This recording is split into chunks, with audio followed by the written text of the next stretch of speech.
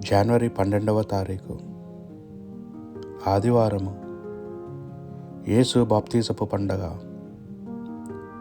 మొదటి పట్టణము ప్రవక్త అయిన యెషయా గ్రంథము 42వ అధ్యాయము 1 నుండి 4 మరియు 6 నుండి 7 వచనముల వరకు.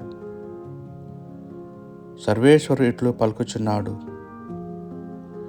ఇదిగో నా సేవకుడు, నేను ఇతనిని బలాఢ్యుని చేసి తిని, ఇతనిని ఎన్నుకొంటిని, ఇతని వలన ప్రీతి చెంది తిని, ఇతని నా ఆత్మతోను నింపి తిని.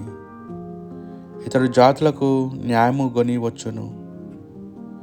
ఇతడు పెద్దగా అరువడు, కేకలు పెట్టడు, వీధులలో ఉపనిసింపడు, నలిగిన రెల్లు కాడును త్రుంచివేయడు, కొనికిపాట్లు పడు దీపమును ఆర్పివేయడు. నమ్మదగిన తనముతో ఎల్లరికీ న్యాయము కొని వచ్చును.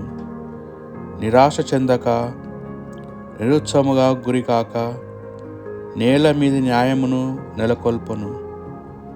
ద్వీపములు ఇతని బోధ కొరకు ఎదురు చూచును.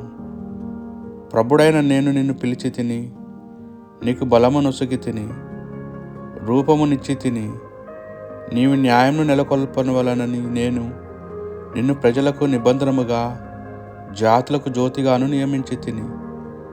నీవు గ్రుడ్డివారి కన్నులు తెరుతువు, బందీలను చెర నుండి వెలుపలకి కొనివత్తువు, చీకటిలో ఉన్నవారిని కారాగారం నుండి విడిపింతువు.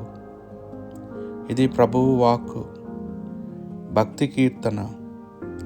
ప్రభు తన ప్రజలను శాంతి సమాధానంతో దీవించును. దైవతునులారా, ప్రభువును స్తుతింపుడు, అతని మహిమ ప్రాప్తములను కీర్తింపుడు. మహాన్వితుడైన అతని దివ్యనామమును కొనియాడుడు. ప్రభు పవిత్ర మందిరమును అతనిని ఆరాధింపుడు. ప్రభు తన ప్రజలకు శాంతి సమాధానముతో దీవించును. ప్రభు ధ్వనములు జలముల మీద వినిపించుచున్నది. మహాన్వితుడైన ప్రభు ఊరములతో గర్జించుచున్నాడు. ఆయన ధ్వానము సాగరము మీద వినిపించుచున్నది. ప్రభు ధ్వనము మహాబలమైనది, మహాప్రభావము కలది. ప్రభు తన ప్రజలను శాంతి సమాధానంతో దీవించును. అతని మందిరమున ఎల్లరును ప్రభువుకు జయజయలని వినాదము చేయుదురు. ప్రభువు ప్రళయము జనములను శాసించును. అతడు కలకాలము రాజుగా నుండి పరిపాలన చేయును. ప్రభు తన ప్రజలకు శాంతి సమాధానంతో దీవింతును. రెండవ పట్టణము అపోస్తలుల కార్యములు 10వ అధ్యాయము 34 నుండి 38 వచనముల వరకు.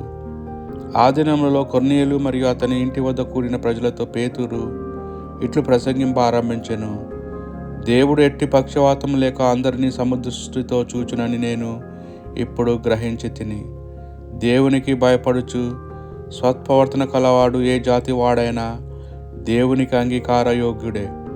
అందరికీ ప్రభువగు యేసుక్రీస్తు ద్వారా దేవుడు ఇజ్రాయేలు ప్రజలకు శాంతి సువార్తను ప్రకటించుట మీరు ఎరిగినదే కదా. యోహాను బోధించిన బాప్తిజానంతరము గలిలయలో ప్రారంభమైన ఆ సందేశము యూదయ అంతటా వ్యాపించి మహత్తర సంఘటన మీ అందరికీ తెలిసినదే. పవిత్రాత్మతోనూ శక్తితోనూ దేవుడు నజరైన యేసును ఎట్లు అభిషేకించినదో మీకు తెలియను. ఆయన అంతటను పర్యటించుచు మేలు చేయుచు పిశాచ శక్తితో లోబడిన వారందరినీ బాగు చేసెను. ఏలైనా దేవుడు ఆయనతో ఉండెను. ఇది ప్రభువు వాక్కు. పునీత లూకాసు గారు రాసిన సువార్త సువిశేషంలోని భాగము 3వ అధ్యాయము 15, 16 మరియు 21, 22 వచనములు. ఆ దినములలో యోహాను బాప్తిసము ఇచ్చుటను చూచిన ప్రజలు యోహానే క్రీస్తేమో అని తమలో తాము ఆలోచించుకుంటుచుండగా యోహాను వారితో ఇట్లనెను: నేను నీటితో మీకు బాప్తిజం ఇచ్చుచున్నాను, కానీ నాకంటే అదుకుడు ఒకడు రానున్నాడు. నేను ఆయన పాదరక్షల వారును ఇప్పుటకైనను యోగుడను కాను. ఆయన మేము పవిత్రాత్మతోనూ అగ్నితోనూ స్నానం చేయించుచును.